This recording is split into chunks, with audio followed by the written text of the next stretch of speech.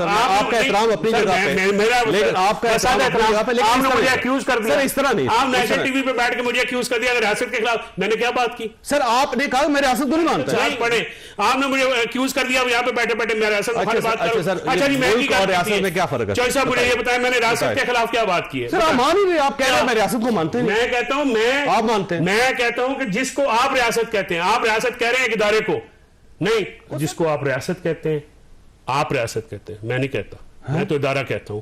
खुदा सबसे रियासत खुदा वफाकी हुकूमत है। यहाँ पे मैं आपसे इख्तिलाफ करूंगा, आपको ठीक है, आर्टिकल 7 आपका हक है, आप जो कह दें, लेकिन आप इस बात को छोड़ें, ये ज्यादा जाएंगे तो हमें थोड़ा लाइव शो चलता है, ये भी ऑफ एयर ना हो जाओ, जान भी करो, वहीं पे तो रहना जहाँ पे तुम्हारे और मेरे पर ना जले, दोस्त उधर तक ही रहते हैं। इशू सर ये है। अच्छा, इसमें जो साहब देखें, मसला ये है कि हर आदमी का हक है कि वो क्या बोलता है और क्या सोचता है। ना सोच पे पाबंदी लगाई जा सकती, ना बोलने पे पाबंदी होनी चाहिए, लेकिन कुछ ऐसे इंसिडेंट्स होते हैं जिसके ऊपर आपको एहतियात करनी पड़ती है। मतलब फर्ज करें आपके घर में खुदा ना खास्ता अगर जनाजा पड़ा हुआ है, तो आपका दुश्मन भी उस वक्त किसी किस्म की हरकत नहीं करेगा जिससे आपका दिल दुखे, उस वक्त तो अमन हो जाएगा। ये जो वाक़या था ना, ये बड़ा खौफनाक वाक़या था। अगर फ़र्ज़ करें 440 हैं, ये 339 हैं, जो दोनों में से किसी चीज़ की, किसी की भी बात मान लें आप, लेकिन ये बड़ा खौफनाक इंसिडेंट है। इतनी फैमिलीज बैठी हैं, इस साइड से जो नैरेटिव एक दिया जा रहा था या प्रोपेगेंडा किया जा रहा था, उसकी कोई जस्टिफिकेशन है? मुझे बताइए। अभी अफनान साहब ने आपको कहा है कि इनके बहुत सारे अकाउंट्स हैं जहां पे नहीं हुआ। आप मुसर हैं एक बात पे, तू इधर उधर की बात न कर, ये बता काफिला क्यों लुटा, हमें राहजन से गर्ज नहीं, तेरी राहबरी का सवाल। यही तो इशू है। बात यह है, यही तो इशू है। आपसे अगर ये पूछा जाए कि आपकी अप्रोच, आपकी पॉलिसी क्या है, किससे पूछा जाए? हुकूमत से पूछा जाएगा ना। हुकूमत के सब सर्वेंट इदारे हैं ना। प्रैक्टिकली बात तो और चीज है, मैं तो लीगल और कॉन्स्टिट्यूशनल बात करूंगा ना। बलूचिस्तान में जो लोग हुकूमतें बनाते हैं, गिराते हैं, उनके पीछे खड़े होते हैं, उनसे नहीं पूछा जाएगा? ये कल जो फेलियर हुआ है, क्या ये सिक्योरिटी लैप्स नहीं है? क्या ये इंटेलिजेंस फेलियर नहीं है? अगर ऐसा कोई वाकया होता है, दुनिया भर की पार्लियामेंट्स में इसमें बहस होती है, अमेरिका में तो सेनेट हेयरिंग्स होती हैं और लाइव चलती भी हैं। इशू ये है कि जहां तक आपने इस वक्त जो ये तख्ता मश्क सिर्फ सियासतदानों को बना दिया, इसमें अफनान साहब की पार्टी, वहां पे पीपल्स पार्टी वाले नहीं, उनकी हुकूमत है वहां पे। कल आके कह दिया गया कि जी हुकूमत जिम्मेदार है। यार, इतना बड़ा अटैक हुआ है, मैं उनके लिए बात कर रहा हूं जो यहाँ पे मौजूद नहीं है। वो क्या सोचते हैं, मुझे उनसे गर्ज नहीं है, मैं तो प्रिंसिपल बात करूंगा। सर, बात यह है कि रूट कॉज को एड्रेस करना जरूरी है। आप ये जो आमिर साहब ने बात की है ना कि ये फेलियर्स जो बार बार होते हैं, इनको एड्रेस करना भी तो इनकी, अगर आप जाके तहकीकात नहीं करेंगे, इन्वेस्टिगेट नहीं करेंगे, पता नहीं लगाएंगे कहां पे लैप्स हुआ, किस किस की जिम्मेदारी है, अगर हम नहीं करेंगे ठीक हो तो फिर ये तो रिपीट बलूचिस्तान है ना सर, खैबर पख्तूनख्वा में रोजाना ये वाकयात हो रहे हैं। जी बिल्कुल, आज भी हो रहा है जी, आज भी हुआ है जी। तो आपकी गवर्नमेंट वहां पे क्या कर रही है? मैं ये बता रहा हूं कि हमारी हुकूमत जो है वहां पे बरसरे पैकार है ना, उसके साथ साथ एपेक्स कमेटी में इजलास हो रहे हैं, हमारी फोर्सेस भी लगी हुई हैं। कुरम का आपको पता है 3 पख्तिया में, और ISIS और दाइश के जो लोग हैं वहाँ पे एक सेक्टेरियन इशू भी है। ये बात आप KP, बलूचिस्तान, पंजाब, सिंध, GB, कश्मीर में ना तकसीम करें।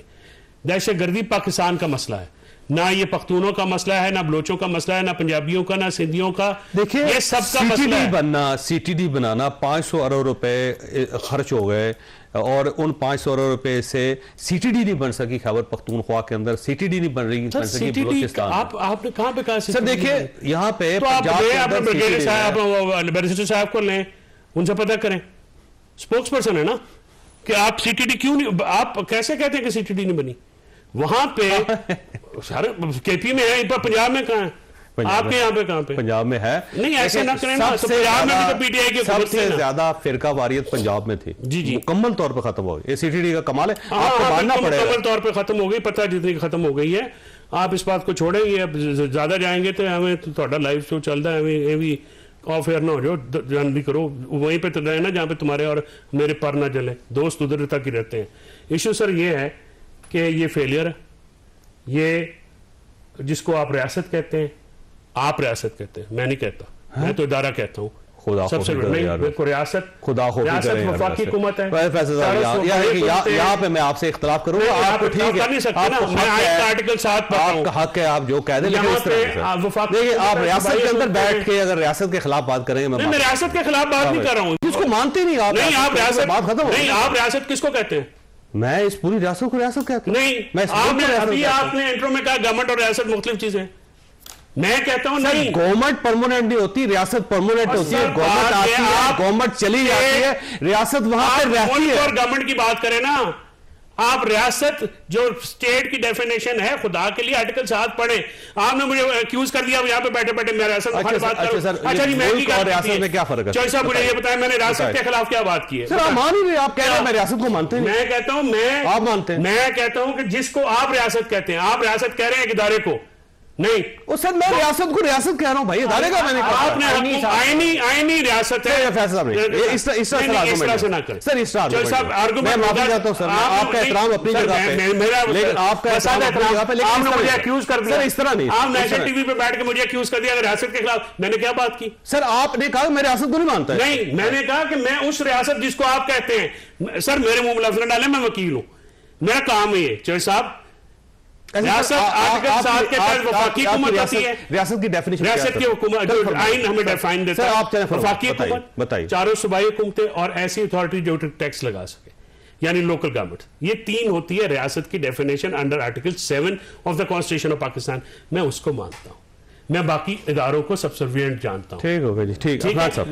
अफराज साहब देखिए सर, ये मामलात आगे कैसे बढ़ेंगे? देखिए कोई ना कोई सोल्यूशन निकालना पड़ेगा आपको। ये एक हीटेड डिबेट है जो इस मुल्क के अंदर 76 ईयर से चल रही है, फायदा कोई नहीं है, सोल्यूशन पे नहीं गए हम अभी तक।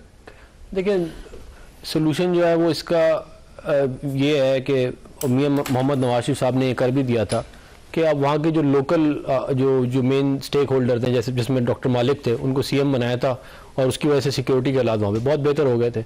आज भी वो आए हुए थे डॉक्टर मालिक साहब उधर, और मेरा ख्याल है कि जो वफाकी जमातें हैं बलूचिस्तान की, उनको आगे लाना चाहिए। वही आगे आपकी आप ले आए सर? नहीं, अभी तो ज़ाहिर मतलब कि अभी तो उनको हमने इंगेज किया हुआ है, और आज वही मैं कह रहा हूँ, आज वो आए हुए भी थे सारे, और उनको, और जो कुछ थोड़े बहुत नाराज़ हैं, कुछ लोग ऐसे हैं जो नाराज़ भी हैं, उनको भी मनाया जा सकता है। मैं उनकी बात नहीं कर रहा जो हमले कर रहे हैं, उनको वो नहीं मना सकता। बाकी तो देखें 2 एंगल हैं इसके मामले के, एक पॉलिटिकल है और एक मिलिट्री एंगल है। जिन्होंने ये ट्रेन वाला किया है, उनके लिए तो कोई अब मेरा नहीं ख्याल इस मुल्क में गुंजाइश किसी के दिल में रह गई है। हालांकि हम सब मुफाहमत करते रहे, लेकिन उन्होंने खुद साबित कर दिया कि वो इस काबिल है नहीं कि उनके साथ मुफाहमत की जाए। तो मेरा ख्याल है कि काइनेटिक ऑपरेशन जो है उसकी ज़रूरत है, और स्टेट को जो है वो मतलब कि बिल्कुल क्लियरली करना चाहिए, कोई मिसिंग पर्सन वगैरह भी ना करें, जिन्होंने जो हैं, और उन्हीं के पीछे जाए। लेकिन उसके लिए नेशनल कंसेंसस चाहिए, जैसे कि आपने मियां नवाज शरीफ का जिक्र किया था 2014 में, आप इमरान खान साहब को यहाँ से इस्लामाबाद से लेके गए थे पेशावर जाके, फिर उसके बाद ये नेशनल कंसेंसस हुआ था। तो आप अगर पोलिटिकल फिगर्स को, पोलिटिकल पर्सनैलिटीज को, पोलिटिकल पार्टीज को अगर साइड पर रख के कोई कंसेंसस कर भी लेंगे तो उसकी क्या हैसियत होगी? नहीं देखिए, मैंने तो पिछली दफा भी ये वाली बात की ना कि देखें तमाम पॉलिटिकल पार्टीज को ऑन बोर्ड करके एपीसी बुलाई जाए, और ये पॉलिटिकल साइड है उसकी मामले की, और उससे एक नेशनल एक्शन प्लान 2 डिवाइस किया जाए, और फिर उसको ओनरशिप होगी पूरी पार्लियामेंट की, उसके ऊपर ओनरशिप होगी पीटीआई की भी, पीएमएलएन की, पीपल्स पार्टी की और दीगर जमातों की। ये अगर हो जाए तो बड़ा अच्छा हो जाएगा। I totally second it. देखिए बात यह है कि जो मिलिट्री का जो काइनेटिक ऑपरेशन होना है, जो सब जब तक उसको पॉलिटिकल बैकिंग नहीं होगी, जब तक उसको तमाम पॉलिटिकल पार्टीज की बैकिंग नहीं होगी, तो वहां पे वो तशनगी, अगर आप टांग खींचे आप लेकिन उसके लिए ये जो इनिशिएटिव लेना है, ये तो हुकूमत ने लेना है, क्योंकि हुकूमत बैठी हुई है, कंसेंसस डेवलप करना है, तो एस्टैब्लिशमेंट और हुकूमत ही कर सकती है। देखो ना, पावर जहां पे होती है, पावर ही सबको एक स्ट्रीमलाइन करेगी ना।